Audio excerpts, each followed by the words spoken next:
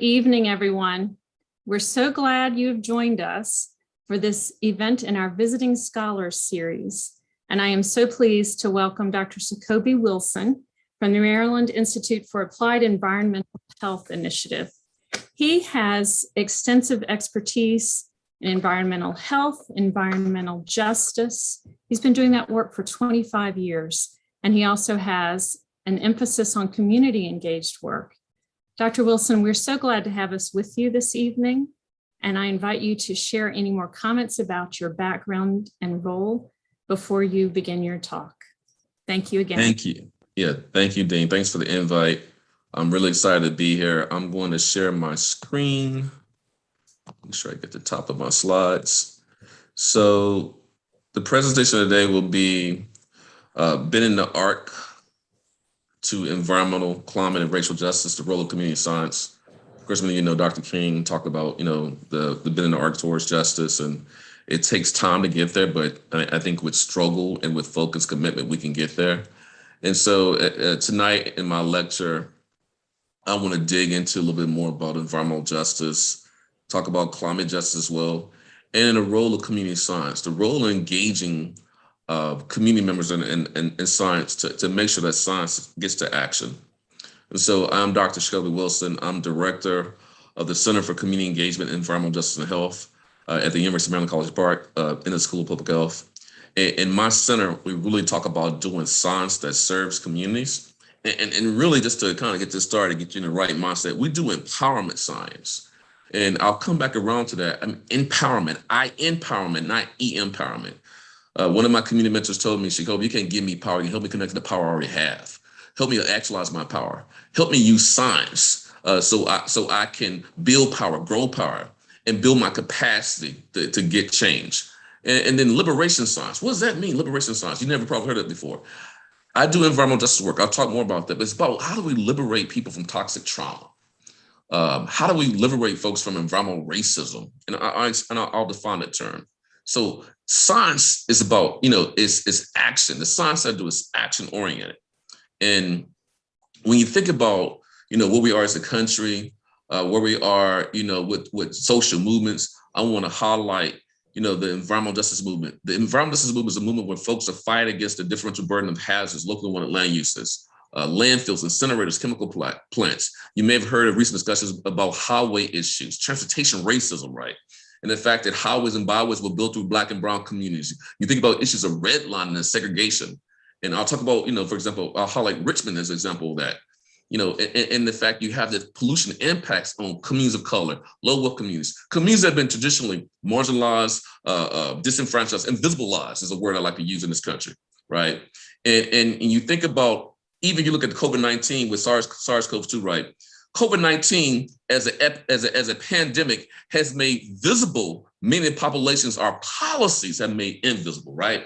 Meatpacking workers, some of our healthcare frontline workers, our emergency response workers, our transportation workers, people who drive our buses, right? Restaurant workers, right? Those folks on the front lines of exposure, our agricultural workers, our indigenous brothers and sisters, many of them who have overexposure to SARS-CoV-2, who have COVID-19 issues, high rates of morbidity and mortality, because they don't have access to potable water, y'all. You have folks in this country who do not have access to safe drinking water.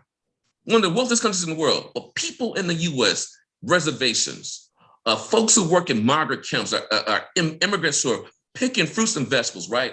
Or folks who work live in colonials along the borders of Texas, Mexico, don't have access to safe drinking water, potable drinking water. Brothers and sisters in Flint, Michigan, that man-made EJ disaster, right? In other communities, as Reuters report after the Flint water crisis said that there's 3,000 areas in the country that have worse lead levels than what we found in Flint. And so you have Sand Branch, Texas, which is outside of Dallas, who don't have access to water. So folks don't have access to safe water. That's an environmental justice issue. But you think about this slide, Dr. King is the father of the grandfather of the EJ movement. So you think about 53 years ago, you think about was assassinated in more than 53 years ago. Think about his work with the sanitation workers, right? and the issues around labor and how they've been treated. You saw in the exposures on the job, you saw men carry around a sign, Black men carry around a sign, "I am a man." And they're saying, "Recognize my humanity." And you think about where we are in this country with, racism finally being sort of labeled, categorized as a public health issue. We know that. Think about racism and its effects on people's health. Oxidative stress, cortisol levels, synthetic protein, right? There's been work done by Geronimus and David Williams, work done by Nancy Krieger, other Kawachi, other esteemed folks at Harvard, Columbia's, the schools of public health around the country about racism and its direct effect on health. So of course, racism is a public health issue. Racism is a pandemic. We talk about the COVID-19 as a pandemic. We've been in a syndemic. Syndemic means multiple pandemics. We've been in a syndemic of 400 years of racism. Racism in America is as American as apple pie. Racism is baked into the walls of our country. We cannot get away from that, right? We talk about the impacts on indigenous brothers and sisters again, right? I'm right now in my house in Bowie, speaking about these issues on the traditional lands, ancestral lands of the Piscataway people, right? The stolen lands of Piscataway peoples. So you think about the pandemic of racial capitalism, the exploitation, the dehumanization, the commodification of certain people, and the dividing at the same time. The haves and the have-nots. Again, think about COVID-19. The have-nots. I'm at home right now, safe from SARS-CoV-2, right? Other folks have to work. Like my siblings who are nurses, who go out every day in the healthcare environments. I had a niece who got COVID-19, restaurant worker. She survived. But 700,000 plus Americans haven't, right? They've died. We've seen reduction in life expectancy for many Americans due to this pandemic. SARS-CoV-2, right? COVID-19. Many Americans, but a greater life expectancy drop for people of color, particularly African Americans. Then you have the pandemic of climate change, which I'll talk about. Then you have the pandemic of environmental injustice. Then you get to the pandemic of this COVID-19, right? So it's a syndemic.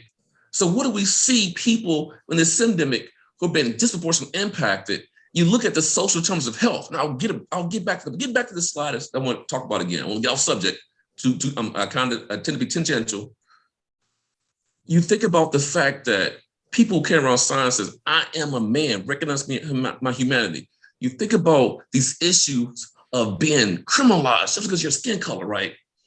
We talk about George Floyd and the movement for Black lives globally, and Black Lives Matter in the US, right? Other people who died, police brutality, over-policing, school to prison pipeline, reproductive justice issues, Black faces, white spaces. Y'all have seen all the different incidents. Driving while Black, couponing while Black, Starbucks while Black, in your dorm and sleep while Black, in your own house eating ice cream while Black, right? Playing video games while Black, having subways in your hand while Black, cell phone in your hand while Black, okay?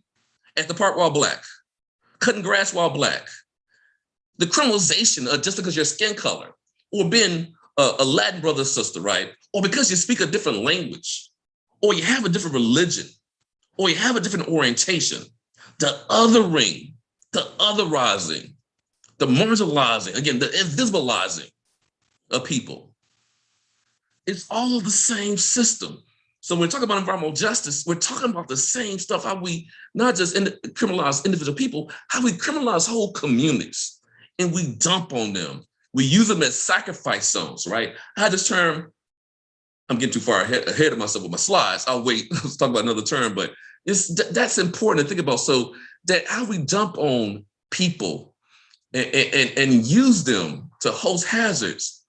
The movement for environmental justice is fighting against that, right? The movement for environmental justice is fighting for healthy environments where we live, where we work, where we play, where we pray, where we learn.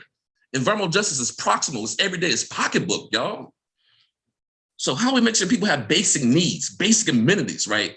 We all should have a right to clean air, clean water, safe food, safe housing. That's not in our Constitution, but it should be. Those should be part of our inalienable rights, right? access to open space and green space, the tree canopy. So you think about this EJ movement. It got its national attention with the Warren County PCB landfill fight in North Carolina. Dr. Bullard, who's been known as the father of the environmental justice movement, he started some early work on these issues, looking at landfill issues in Houston, Texas. And normally, and when I talk about climate change, I'll talk about Houston and show some slides, but just to highlight Houston real quick, you think about Houston, Texas. I actually was on a recent podcast, really cool podcast with the mayor of Houston, Mayor Turner. And he talked about issues of climate gentrification, how folks have been displaced in Houston because of climate change. But also you have a lot of pollution issues in Houston, right? The Houston Ship Channel, a lot of impervious surfaces. So you got Hurricanes Ida. You remember Hurricane Ida, right? Hurricane Nicholas went to the Gulf Coast. 16 years prior, you had Hurricane Katrina and Hurricane Rita, hitting the Gulf Coast. Hurricane Harvey several years ago hit Houston. So people were impacted, but some of those folks were differentially impacted, partially because they had underlying vulnerabilities pre-Hurricane Harvey, underlying vulnerabilities pre-Hurricane Ida, underlying vulnerabilities pre-Hurricane Nicholas. So you think about these issues of environmental justice. I've defined a little bit. Let me define a little bit more. This first definition that I have on the slide is the definition that comes from the EPA. I think it's all right, but I think it's more like the kumbaya definition. It doesn't speak to the historic and contemporary racism that drives a lot of environmental injustice. The fact that the Clean Air Act is not applied equally to everyone. I talked about Flint before. The Flint water crisis would have never happened.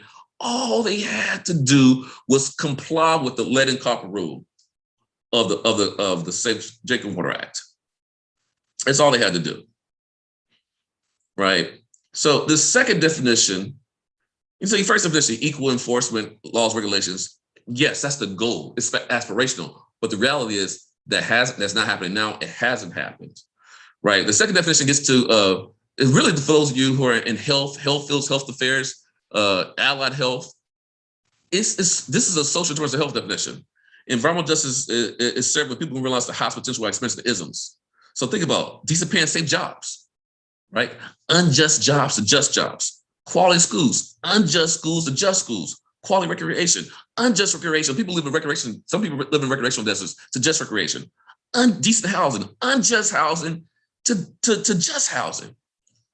Think about the exposures that you have in your homes, or living in an overcrowded home, and what does that mean when it comes to transmission rates, right? For something like SARS-CoV-2. Unjust healthcare to just healthcare. Unjust decision making to just decision making, right? Communities free of violence, drugs, and poverty. That's all social determinants of health. That's all environmental determinants of health. There's a researcher, a scholar, I call him philosopher, named Antonovsky. He uses the term salutogenesis. How do you promote health, wellness, and well-being across all dimensions of the environment? The built environment, the natural environment, the economic environment, the social environment, the political environment, the spiritual environment. That's what we're talking about when we think about the social determinants of health, environmental determinants of health. How do you promote well-being across the environment? The environment is everything, it's comprehensive. So the environmental justice movement, the environmental justice frame is very much a comprehensive frame. Remember I said, where we live, where we work, where we play, where we pray, where we learn. It's proximal, it's every day, it's pocketbook, right? So that's what I want you to think about this movement as a holistic movement. Environmental racism, it's a term that was coined by Benjamin Chavis, Reverend Dr.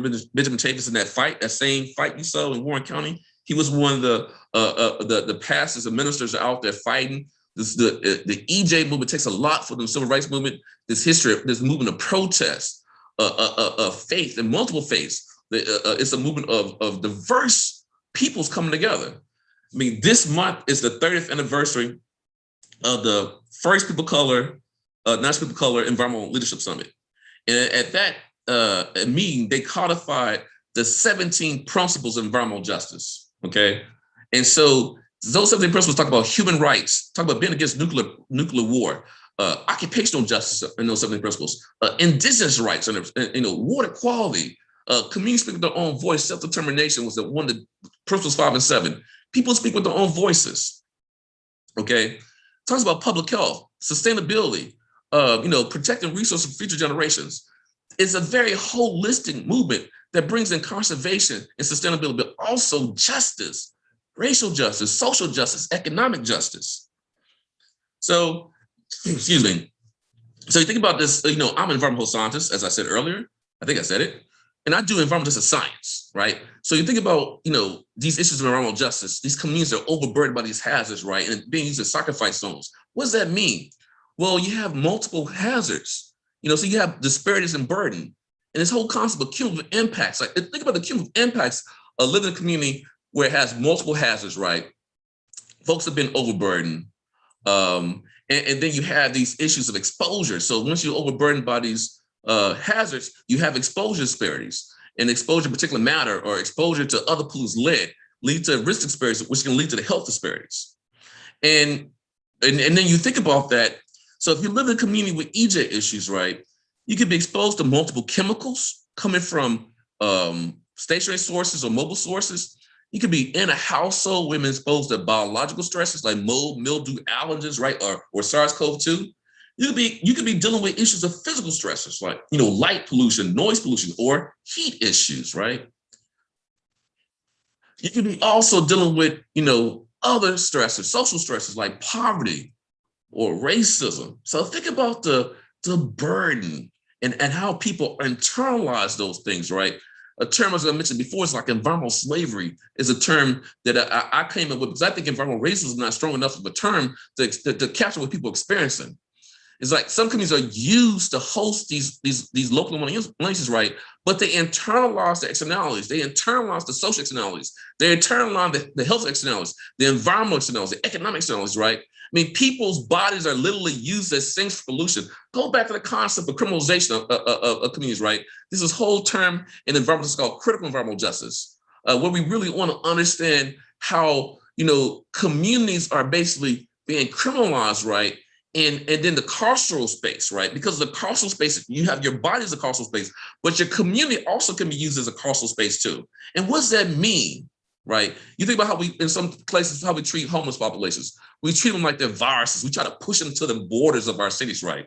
And certain people, because you don't have the complexion for protection, as Dr. Bullard would say, your skin color dictates how the laws apply. There's a book, The Color of Law. Read that book. So if you live in a community that has more people of color, you're at more risk of hosting a hazard. You're more risk of being a sink for pollution. And think about if your community's being used as a sink, your body's being used as a sink, what about that mother who's pregnant, who's then absorbing those toxicants, those combustion byproducts, right? Volatile organic compounds, who may be living in a home with a lot of flame retardants, right? PBDEs. Maybe living near a gas station where they're exposed to BTEX. What's that? Benzene, toluene, ethylene, xylene, right? Maybe in an older home that has lead paint, right? Could be in an older home that has, lead in pipes, okay? Think about the cumulative exposure issues, the cumulative risk issues, and what's the impact on the developing fetus? This is what happens when you have people who live in communities that are dealing with toxic trauma, toxic stress, environmental slavery. What does it mean for their health long term, right? The well-being, the economic health as well. Because when you become this evidence of resistance of being dumped on, these type of hazards impact your property values. People can't sell their homes. It impacts quality of life. So I'm going to highlight some issues that you may be aware of, you may not be aware of, EJ issues of Virginia. So you have this proposed landfill in Cumberland County, a mega landfill been proposed right across the street from an elementary school. Let me say something, y'all. How you gonna put America first? You don't put your kids first? Why don't I have landfills by our children? I mean, think about those of you who are in health, you understand this. You have window susceptibility, right? During development. Children have a higher inhalation rate per kilogram body weight compared to adults, right?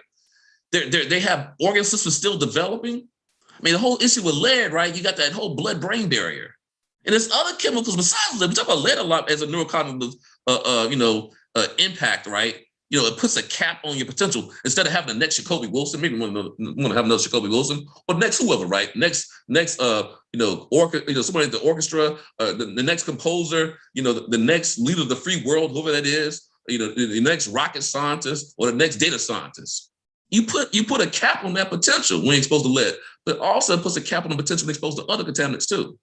So we have to think about that when we're planning, when we put landfills and other pollution-intensive uses. We shouldn't be putting those in the children.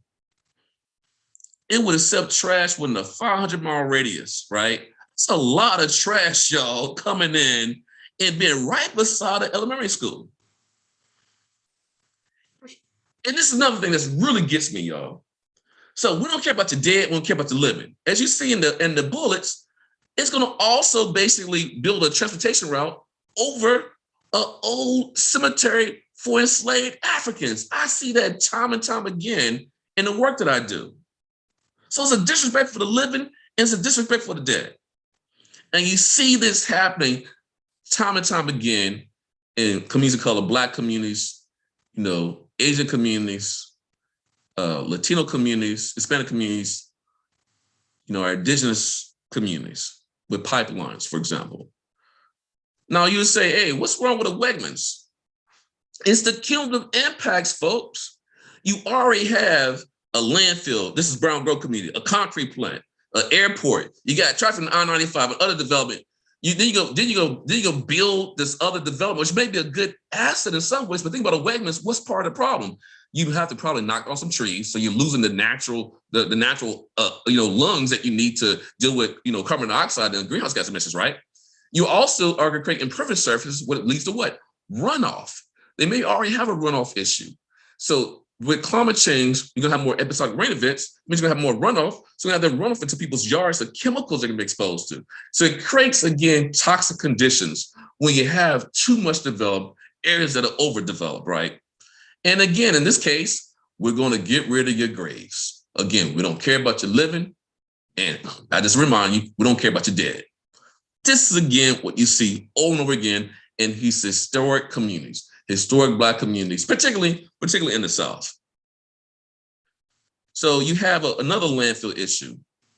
So you had issues with this facility in Bristol County, water drainage issues, odor issues, people having headaches. Think about some of the gases, methane, ammonia, hydrogen sulfide. Short-term exposure to many of those gases can impact respiration, could lead to headaches, nausea, dizziness, anger, fatigue, right? Can lead to irritation of eyes, nose, and throat. And then too much of a exposure, too high of exposure can lead to hospitalization. Of course, higher exposures can lead to morbidity, right? And then you think about Hampton Roads, Norfolk, that part of the state of Virginia, issues around flooding, right? And so what does that mean? So you see low-income residents bear a disproportionate burden of the impacts of flooding, increased flooding. And then you see in Hampton City Council's found that 49% of Hampton Roads area identifies as a Black African American. They have lead issues, right? And then again, I already talked about lead poisoning. Lead is actually a very preventable exposure. So in many ways in public health, and as a country, we failed, it's been a failure. Our work with lead has been a failure. And so again, we could reduce exposures, we can eliminate exposures of lead. And there's work that could be done. But again, you see these type of issues in areas that have been redlined. You see these type of problems in the areas where we have segregation. So segregation is a driver of environmental injustice. And I also say gentrification.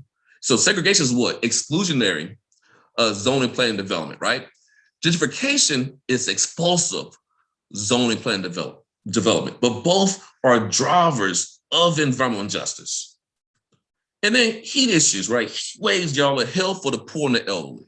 I'm gonna come back to this point again about redlining and segregation. Y'all know redlining. So think about, I'm gonna go give you a little bit of history lesson. FHA, HOLC, right? You had, hey, we think about giving out loans. Hey, this neighborhood got a lot of these people that, people color, we call them undesirables, right? We're gonna color this red.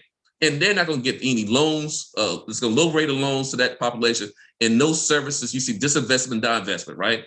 Oh, this neighborhood has more, white folks, right? Oh, that's a good thing. We're gonna color them green. We're gonna make sure they get these loans. Why do we have such a wealth gap in this country? Part of it is due to the differential home ownership rates in this country. And that can be linked to racism associated with loans as relates to housing. And then you think about wealth inequality also. Home ownership is a way you build wealth. You pass it to your heir, right? but also it's a way to build. You get your property taxes, you get the assessments, that goes into services. So there's this cascading effect because the inequality and the inequities in people getting loans, what that means to the growth of communities of color, right? And the opportunities to really build wealth and have health, right? Non-health policies impact health and economic policies impact health. Access to high quality housing and home ownership also impacts health. But getting to Richmond, you see a difference in heat issues in areas that are redlined compared to areas that have been redlined or less redlining. You look at the work of Shondas, for example, out of Portland State. He's found that if you look at areas that are redlined compared to areas that are not redlined, you see a big difference in heat islands and temperature differences, right? So as we see climate change, we see temperature increase over time. You can see more heat waves in these areas that already have heat islands. You're going to see more problems with heat-related morbidity and mortality because folks don't have access to trees, right? So they don't have any tree canopy, access to nature. That's an EJ issue, not having access to nature. And then these folks are living in older homes or in neighborhoods with a lot of concrete and asphalt. That's the urban heat island issue. And then they don't have air conditioning. You're going to see more and more of these problems with heat-related morbidity and mortality in places where they have urban heat islands. And so Richmond is an example that in Virginia, but you also have other examples like in Baltimore. Most of our heat-related deaths in the state of Maryland or in Baltimore because they have similar issues with redline communities, no trees, a lot of asphalt, concrete, and then people who don't have air conditioning. And so this is just a graphic that shows you that Richmond is warming up faster than its rural neighbors. And again, a lot of that is due to some of the underlying issues around infrastructure and differences between racial ethnic groups and also various wealth groups, income groups. So, and then you have Union Hill. That's another issue you should be aware of. So again, you think about, you keep seeing repeated themes, y'all. Historic Black neighborhoods, unmarked graves, cemeteries for enslaved Africans, right? You see, and then, so you think about I use that term environmental slavery, right? You can connect the folks who were enslaved in the past to how they kind of be enslaved today, to getting the same kind of mistreatment, the same kind of discrimination, the same kind of biases that the ancestors dealt with. That's actually part of the systems. That's like racism embedded, right? As Americans, as Apple you said earlier, it's embedded in all our systems and our policies. You see this playing itself out with these descendants of enslaved Africans in the environmental sphere. All these environmental harms coming to these communities. But the Union Hill folks were able to fight back. They actually won that case against this pipeline. So it's a model for other communities. Let me keep it moving. So what can we do? Because I talked about racial justice and economic justice and climate justice. And I know I went on and on, but I want to talk about what can we do in the community science part. So in a lot of work that I do, I engage communities in science. And I like to say, like, I'm gonna tell y'all I'm gonna whisper to you. Anybody could be a scientist. You do not have to have a PhD to be a scientist.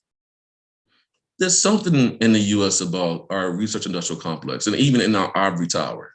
And you can take the ivory tower in multiple ways because it's not that diverse. Also, it stands so high and looking down on other types of science, right? And the problem with that is, I think when you have people who say, well, only the science that's credible or that should be valued or shit comes out of academia, it limits our opportunity to grow our scientific sort of cohort, right? Our pool of scientists, our cadre of scientists. There's so much potential out there. And I also think it impacts the trust in science because, as I said, anybody can be a scientist. We use science, we're all applied scientists. We wear science, we watch science, we turn science on and off, we eat science, we breathe science, some of that's bad science, right? We're using science right now. Everybody's applied scientists. I think we have to, just in the same way, I said earlier, environmental justice is practical, everyday pocketbook. We have to make science every day proximal. Instead of like climate science, instead of the big C in climate science, of climate change, let's talk about the little c. Let's bring it to people. Let's communicate science better. We got to increase people's science literacy. And that way, we improve access to science and trust in science. Well, the ultimate way to improve trust in science is train everyone to be scientists and say anyone could be a scientist. And the fact that if you have a PhD, if you don't have a PhD, it doesn't mean that you can't do science. It's all about, fundamentally about the scientific method. There's a lot of DEI science out there. People know DEI science out there, but I meant to say DIY science, but DEI science is an important part of this theme of this keynote, right?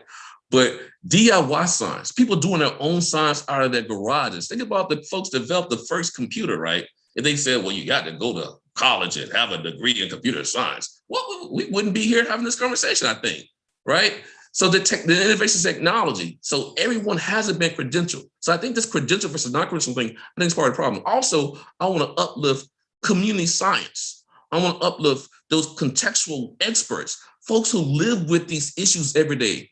They are scientists too. If they're doing research, they're doing science, they're scientists. And one of my mentors at Savannah, Georgia said, Sacoby, people who live in the community are subject matter experts. You should respect and value us like anybody who's gotten that PhD. And I agree with that. And so when you're doing this community engaged research, and I think this is really important, I said before, my center does empowerment science and liberation science. Empowerment science and liberation science. So the idea is, how do we use science to serve people, right? Put science and scientific tools into the hands of people. I'm gonna come back around to that. I'm gonna leave with you for a second this term extractive science, helicopter science. I'm gonna come back around this. I want to get through this slide. So when you're doing community engaged research, it's important that, as you move from left to right, trust increases, communication increases, impact increases. So, outreach, many of us do outreach. We go out and give like a workshop and give information out. That's bidirectional, that's unidirectional, right? As you move to left and right, the communication and engagement becomes more bidirectional. Consultation, right? We get more community involvement. Involvement is where you may have a community advisory board, right? For those of you who are like doing studies. And then I try to focus more on participatory community-driven research, okay? So CBPR, or we can call it PAR. You think about Paulo Freire, Pedagogy of the Oppressed, right? How people can do their own science, again, to speak their own voices. When I talked about the whole empowerment, right?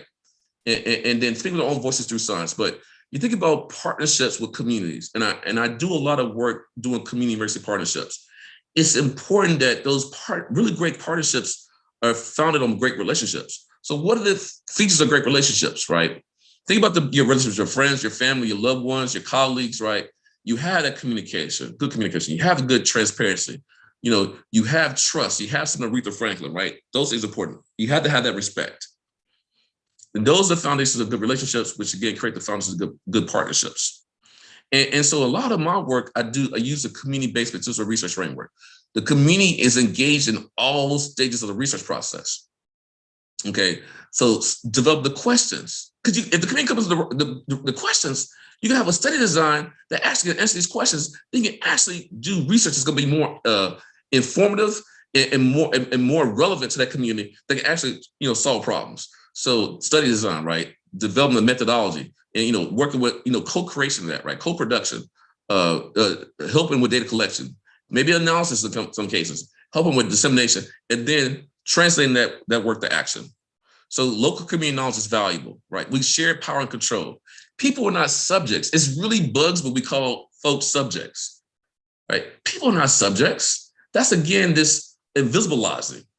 That's again, to me, dehumanizing, right? Remember, I am a man, recognizing humanity. That's an ethical thing. Think about the research ethics. And then, we move from as people, credentialed folks, or as high esteemed scientists, we move from the expert to a facilitator, to catalyst. I do convenings.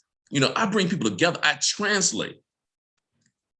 So I want to highlight Boyer real quick. Boyer's 5 dimensions of science. So the scholarship inquiry, scholarship integration, that's multidisciplinarity, transdisciplinarity, science and teaching engagement application. I tell my students in college, if you're not doing all 5 dimensions, you're not doing complete science. He's like, Sacoby, it's not my job. It's not my job. Sacoby, it's not my job to translate the action. No, that's a political decision that you make. I can't make a decision. I come from communities with these issues, with environmental hazards, right? So my lived experience is informing the work to do. You said, Sacoby, well, you're being biased. You're not objective. Hello, everybody. No science is truly objective. And I used an example earlier today. If you grew up near a butterfly farm as a kid, which is beautiful, I love butterflies. I got a garden, right? I love pollinators. And now you do butterfly research as an adult. You have a bias. That's a positive bias. There's nothing wrong with that.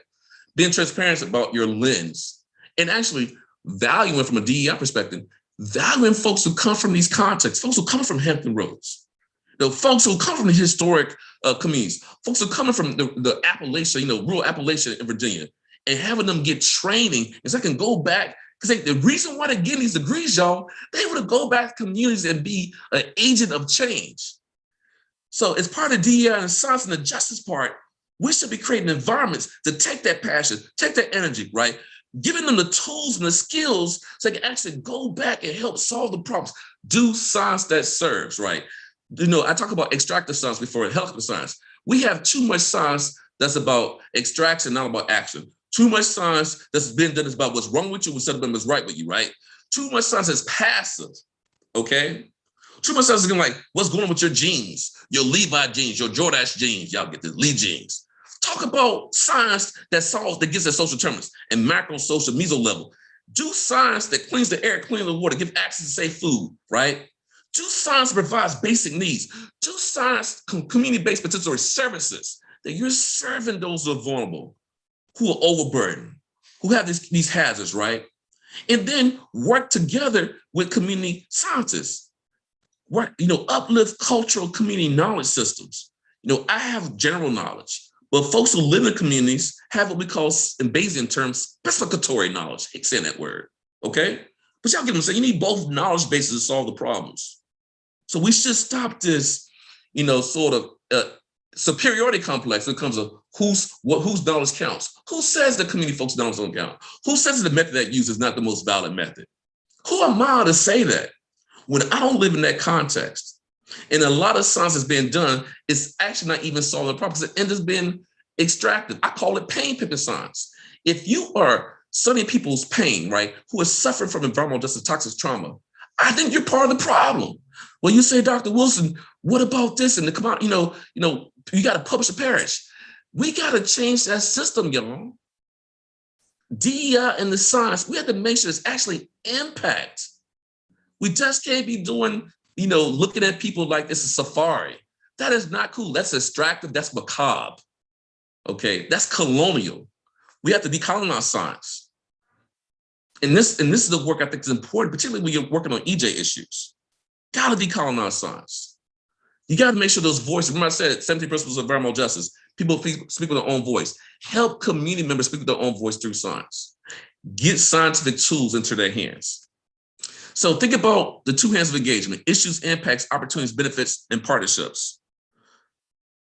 All right, think about that when you engage communities, and you can always connect any issue you want to work on to food, faith, family, health, and jobs. So things that are important for folks. Oh, we're having problems engaged community. They don't want to do research with us. Well, maybe you're working on something that's not important to them. You got to piggyback what you're interested in, but what's the priority for them? So again, be a catalyst, be a facilitator, be a convener, be a translator as you engage communities. I do citizen science, which is some conflict, tension there about citizen science versus community science. But citizen science essentially is the marketization of science, okay? And again, it speaks to this empowerment science, okay? So you think about bird watching, et cetera. Just real quickly, because I'm running low on time. Through citizen science, you can have shared knowledge. It has some similarities with CVPR, but some differences. A lot of traditional citizen science, the participants, the volunteers are primarily just data collection, doing data collection. And also that's a diversity issue. A lot of the EJ community science, you have, diverse, underrepresented groups in the science participating, where a lot of citizen science is primarily white and traditionally higher income volunteers, where people who are doing the work, the community science, are really doing it to get to action. Some citizen science is more just collecting data from a curiosity. And it's not really a problem, but there's some differences between the two. And so again, we want to do this type of work, whether it be community science or citizen science, to empower folks, okay? So hopefully I get to a couple of quick examples because I'm getting low on time. I started working with the West End Revitalization Association as a grad student in North Carolina. I went to UNC Chapel Hill. And they were dealing with the lack of basic amenities. They didn't have, these were post-slavery Black neighborhoods that didn't have sewer and water infrastructure. They didn't have paved roads. They didn't have these basic amenities, and the highways going to be built through. Again, what you saw with some examples in Virginia, same stuff, historic Black communities don't have infrastructure, but they get targeted for industrial corridors. They get targeted for roadways. They get targeted for hazards. And the irony is the sewer and water lines ran through a lot of these Black neighborhoods. They weren't connected, but then the West End neighborhood of the Western Revitalization Association, they hosted the sewer treatment plant. So they hosted the plant, they got the odoriferous compounds, but they weren't connected to sewer water lines. So we did some research with them, come up with a framework called community-owned and managed research, which will be on the far end of the continuum that I showed you before when it talks about community-driven. So community really leads the work. It's really about science for compliance, focus on equity, and make sure the community drives the work, right? We had this framework called legal epidemiology. So a lot of times in our public health, we're trying to find causality. We're not focused on causality. How do you improve remember these communities are exposed to multiple chemicals. Which chemical caused the disease, right? Which stressor? We don't worry about the right side as much of the exposure disease paradigm. We focus on the exposure side to look at, are you in compliance with the law? Are there exposure disparities? Are you in compliance with the Clean Air Act, Clean Water Act? So that's what that science for compliance. That's what we call a legal epidemiology.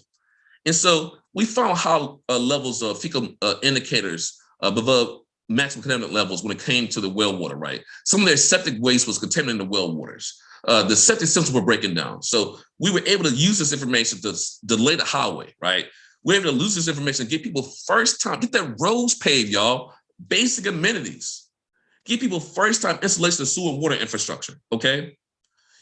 Real quickly, another issue that we worked on, hurricanes and climate change, right? Hurricane Floyd. Some of y'all are dealing with industrial chicken farms in your area, right? Hurricane Floyd in 1999 flooded out a lot of these industrial hog farms in North Carolina, okay? And then Hurricane Florence dumped about 11, I think it was a billion gallons, a trillion gallons of rain a few years ago, and you had it happen again. So, we're doing some work, working with communities in North Carolina around disasters who in Duplin County, North Carolina, to kind of figure out, get people more disaster ready because of climate change and how it's going to impact that industry. So this is an ongoing project where we're doing photo voice, block assessments, and participatory GIS. And we're also working in North Charleston. So I've been working in North Charleston. For those of you know about ports, you think about ports, some of your ports in Virginia. So I do a lot of work on ports and goods movement. So helping communities really try to collect data on goods movement impacts. So those are two communities that we're working with. We're also looking at these issues of climate change and stormwater in Baltimore and DC. So we're doing, again, photo voice, community engagement. So there's different types of ways you can engage communities in research projects around environmental issues, around environmental justice issues, okay? So I just want to show a couple slides. I'm running low on time. And a big part of what we do is trying to, again, once we do these assessments, then bring in green infrastructure and train community members to bring in this green infrastructure to reduce the impacts of stormwater, reduce the impacts of climate change. Trees are good for what? Heat mitigation, air pollution mitigation, noise pollution mitigation, stormwater mitigation, right? So bringing trees into communities that don't have trees as a net, bring those, those lungs back into a lot of communities to deal with the heat issue and the air pollution issue. And then lastly, because I'm running out of time, we've been doing a lot of work, engage communities across the country, again, as I said, on goods movement, but building these hyper-local air quality monitoring networks. We don't have enough monitors in communities that have these stationary pollution sources, right?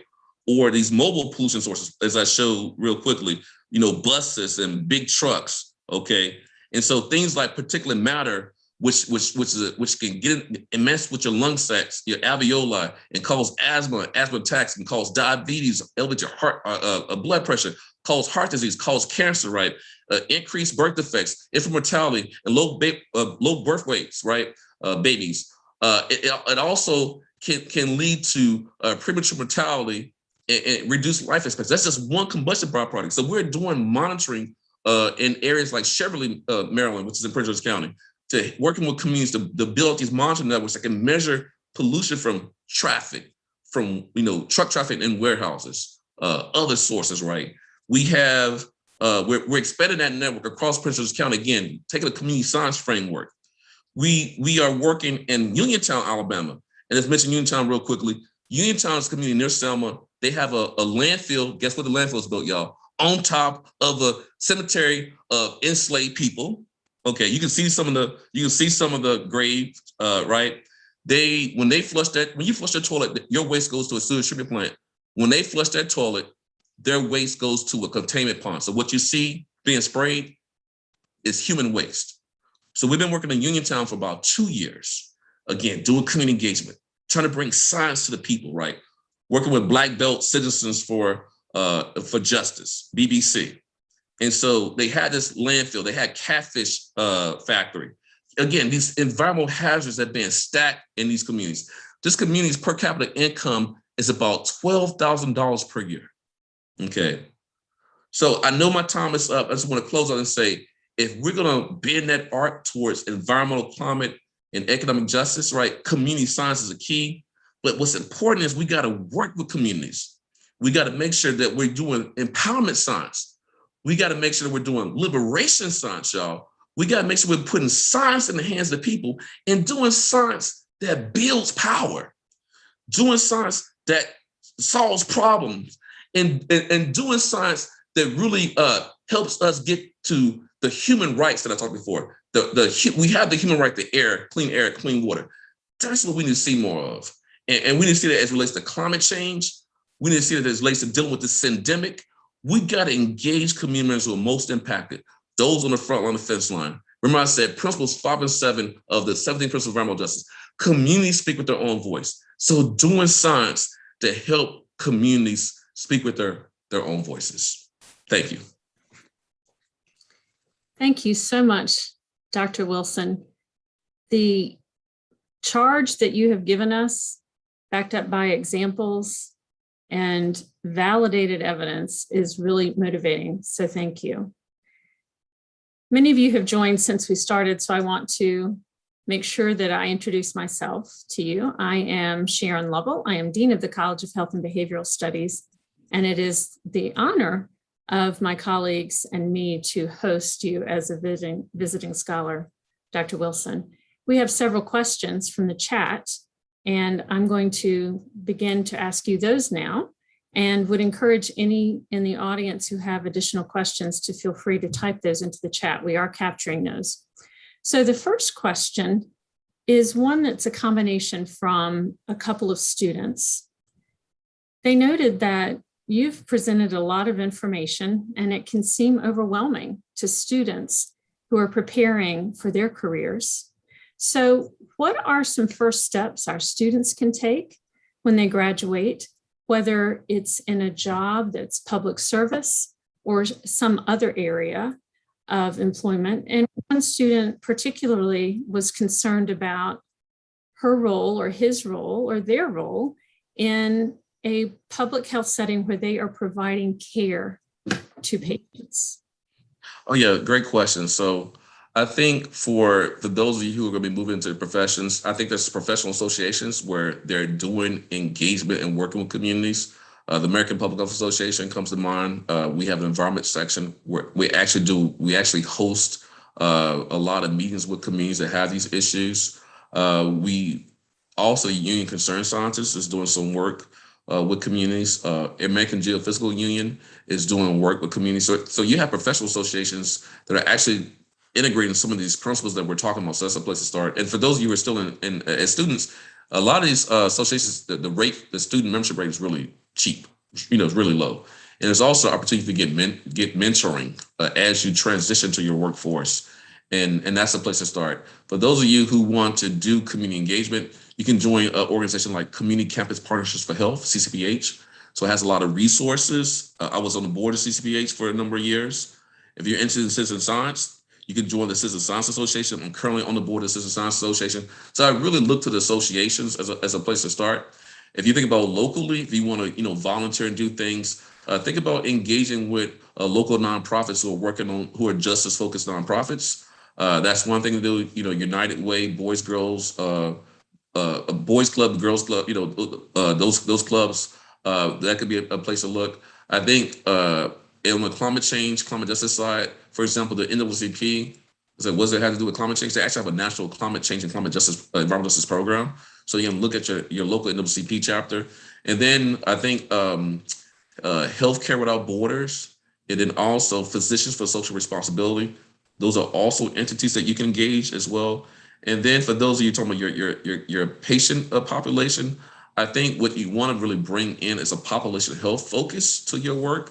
So you can, we think about doing a whole body, whole person care, you really want to kind of understand what those contextual factors that may be driving some of the exposure, some of the health outcomes that they're experiencing. So being able to engage with physician social responsibility, or again, work with your state health department, because there may be an environmental public health tracking program, for example.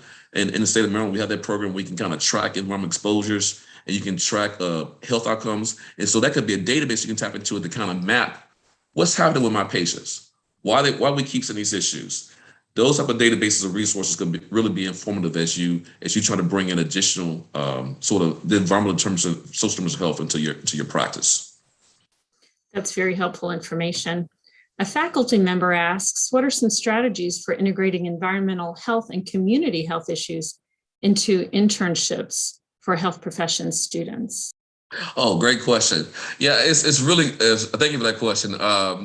I actually have a internship class for undergrad students, and basically I've integrated in a lot of some of the projects that I've shared with you. Those projects are integrated into the internship. So basically what I have either a research staffer or a PhD student. We do team science. And so they are the lead or co-leads. And then we have undergrad students who are members of those teams. So the undergrad students work about 10 hours per week and during semesters on projects. In the summer, they work more hours. But that way they're getting mentoring from both me and that research staffer or the PhD student.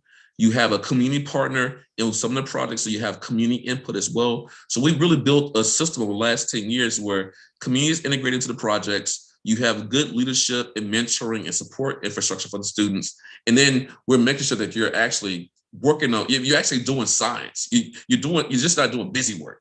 I mean, I have students working on policy initiatives. They work on white papers. They're putting up some of the sensors. I have undergrad students helping to deploy the sensors. So I think there's a number of ways to bring that in. And also the students are actually working with helping with bills as well. And then another resource that we have for the region, we have a environmental justice coalition now that may be of interest to students too, and maybe engaging that coalition. In Virginia, you actually have the Virginia Environmental Justice Collaborative.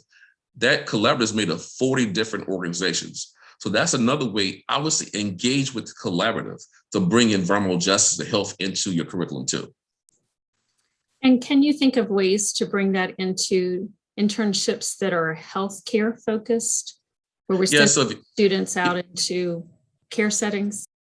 Yeah, so I think from a healthcare perspective, I think you want to take maybe the health equity angle. We have a Center for Health Equity for the state of Maryland that's based at the University of Maryland. And they have a health equity certificate program. So as part of the health equity certificate, they actually have health administration. And so I think some of what that could be a model for what y'all want to do at JMU is so look at University of Maryland model for the health equity program and how they're working with health, because we have a department of, I always mix it up with UNC because I still have UNC in my head. So I think it's health policy administration, it's health administration. It's one of them. I know it's bad. I haven't been in grad school for years, but the health administration part has a health equity focus. And so I think they're doing an excellent job on our campus to really get those opportunities to students. So that would be a model to look to. Great, thank you. The next question begins by expressing appreciation for your survey of EJ issues here in the Commonwealth of Virginia. What are sources that you would recommend through which we might also research EJ issues? Yeah, so thank you for that. So I think I didn't mention it. I don't think I mentioned it early on, but I'm a member of the National Environmental Justice Advisory Council. So NEJAC provides reports on EJ issues. So that's one place to start, but probably one of your best places to start to look at environmental justice issues in Virginia would be two things. You actually do have a EJ commission. I'm not sure y'all know, but y'all actually have a Virginia EJ commission. And so it's been around for a while, but I think it got rechartered last year, I believe, or in the last 2 years. One of my colleagues, Dr. Janet Felix, who's a professor at GW, who does work on lead, she's a member of the commission. And so I would start with the commission and see what the reports that they have on EJ issues in Virginia. And then a tool that you can use that allows you to kind of map EJ issues across the country, but you can zoom into Virginia, would be the US EPA's environmental justice screening tool. And I think that's probably the best place to start. And then another resource for you to use is the office. Go to the Office of Environmental Justice, the EPA's Office of Environmental Justice. They may be another place to find information on EJ issues in Virginia. If you can't find it there, I would contact the Region 3 office of the EPA, because Region 3 covers, I think y'all in Virginia. I think Virginia's part of Region 3. Region 3, you can probably get some help from Region 3 to get some insight into what's happening on the ground, because they have an EJ officer. Samantha Beers is the person to contact. A BEERS, the person contacting Region 3. That specific response is very helpful. Thank you. Mm-hmm. Here is the next question. How do you balance research and the politics at a state university or state institute? Yes, it's interesting. I mean, I got that question earlier today. I'm going to answer it differently this time. I actually had a really interesting conundrum early in my career in Maryland, where I think I shared with some of the faculty, I was doing some work to look at the potential impacts of a proposed chicken processing plant on a Vassilic pickle site in Sussex County, Delaware. And so the chicken board of Delaware sent a letter to the governor of Maryland, to the head of the university system in Maryland, to the president of the university, to the dean of the School of Agriculture, which I'm not in, and the dean of the School of Public Health, asking, what's the School of Public Health in Delaware doing work? So it was an intimidation. And this is before I got tenure. So I would say sometimes it's difficult, particularly if we're a land grant school too, but we're also a big ag school. So anytime you do something wrong ag at this state, there's always additional heat that comes my way. And so luckily there were no negative repercussions, but it was problematic. And this has been experienced in other colleges at other state institutions where there's been intimidation. So I would say you want to be in a place where, I mean, if you had tenure, that helps, but I'm authentic to myself. So I'm gonna keep, before I even got tenure, I was out there fighting, but you want to make sure that you have a good community support network. So they will go to bat for you when things like this happen. And that's why it's really good to have community mentors. It's good to have academic mentors, but in the case of these kind of issues, it's good to have community mentors, have support organizations. And also, I mean, I think one of the things that I've done over the years is I do a lot of legislators. I work on bills all the time. So it's become, I think, less of an issue on some topics I work on, because I'm actually providing scientific evidence directly to legislators. I had a conversation with a couple of Delegate Rosenberg a month ago and Senator Penske on climate change a month ago. So I get calls a lot from legislators to give feedback on bills. So I think being able to be a conduit of science information, actionable science information to legislators will help reduce some of the politics of it, or expert that they rely on.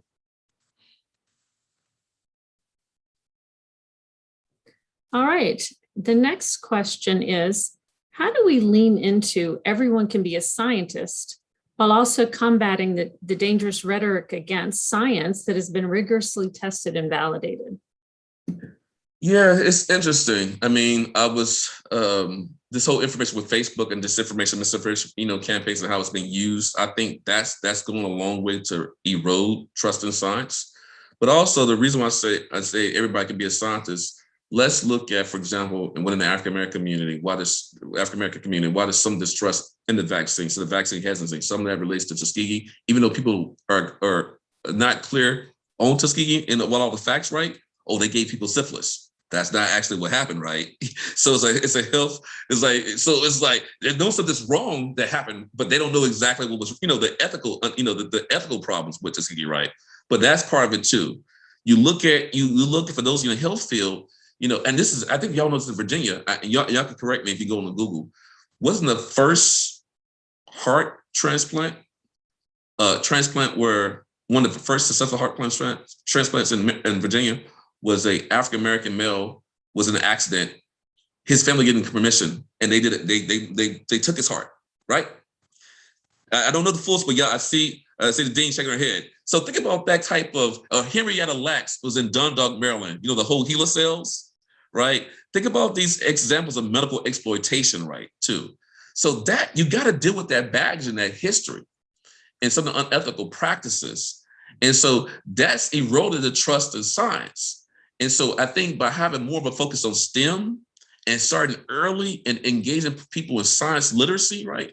I think that can rebuild the trust. And because we've had, and this is a DEI question that you're asking too, if we have so many barriers to folks who look like me, folks who were low income, like I was as a kid in Mississippi, get into these fields, that's going to magnify, exacerbate, and prolong these type of issues. So the more people you can get trained, regardless of geography, nativity, orientation, religion, right, language, race, ethnicity, I think it's the better to build more trust in science and actually, produce better science.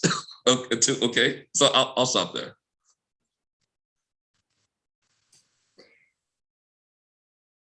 How do we begin a conversation with higher up people, persons with authority in our communities, or people who may be reticent to systemic change, that justice work is important in our communities? It's hard. I know. Don't take the jovial nature of my smile and things. I'm not serious. It's hard. It's hard to do this work, y'all. Engaging folks who, even the vaccine hesitancy, y'all seen people, you may have family members. It's like people are so kind of regimented in their beliefs that it's hard to get them to come over to your side, right? But we still got to build that rapport, build those relationships. And I went through it real quickly before, the 2 hands of engagement. So talk about the issues, talk about the negative impacts of those issues, talk about the opportunities to collaborate, talk about your why and be able to engage and talk about their why, right? And build that bridge. Talk about the benefits of working together. What are the economic benefits, the social benefits, the health benefits, right? The environmental benefits, and talk about how that can lead to good partnerships. And then, when you want to bridge, across these issues, don't start so big, like this whole climate change debate and how some people, again, don't believe in climate change. The science can overwhelm. Give people a mouche bouches. I don't know what that means. I know it's French, bites, right? Start in small bites. Find places of commonality, common ground, right? And as I said before, the 2 hands of engagement, connected to food, connected to people's faith. Those of you doing like family science, connect to families. Children are a good way to connect on these issues, even though, as we see, Dr. Wilson, what's going on with vaccine issues and the schools and the mandates. I know it's still, it's tough. In my example, maybe doesn't stand up in all ways when it comes to that, with that kind of sort of tension we have right now on that issue. And then, talk about health. I think health is a really important way to bridge too. And then talk about it economically as well. So that, to me, that's what I've always tried to do, is make it, basic needs, basic issues and things that we all care about, and not go so big. Start small and then build from there. That's great advice. Have you encountered challenges with getting policymakers to take science done through CVPAR efforts as seriously as ivory tower endeavors? Yeah, no, I think there's been some issues, but you think about CVPR, in many ways, and y'all can look up, I'm not sure if you can put in the chat or not, but those of you on Facebook, look at some of the studies, go to Google Scholar and look up some of the work of Dr. Steve Wing. He had a paper he published, he's an epidemiologist. He talked about how engaging communities, because you're getting more site-specific, more community relevant information, that your questions become more honed, they become more focused, they become more, relevant. Okay. And so you have questions that actually are coming from those that are most impacted. So, solutions from the research should be more beneficial. So it's actually a more efficient and more effective way to do research. So you got to think about CVPR as a framework, right? Doing science, but you're still doing rigorous science.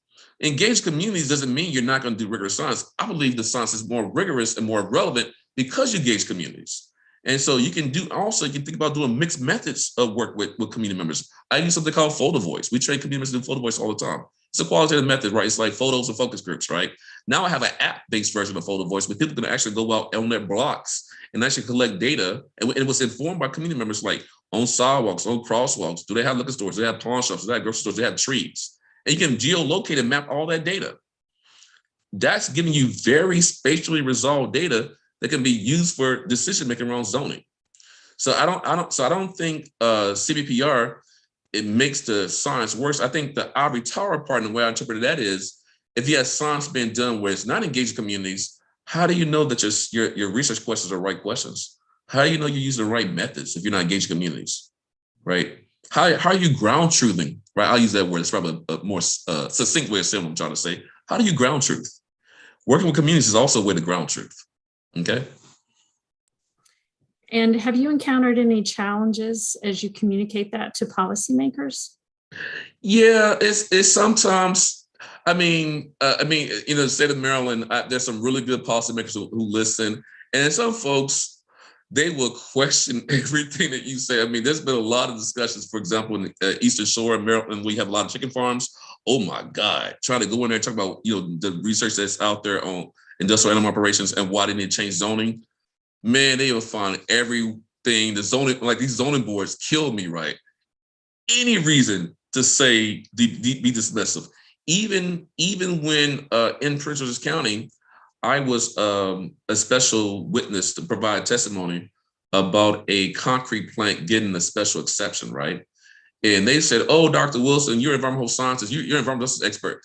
We don't believe in environmental justice, so you cannot on record talk about environmental justice. So yeah, I've had some challenges. And you just try to work around it and try to continue to educate folks.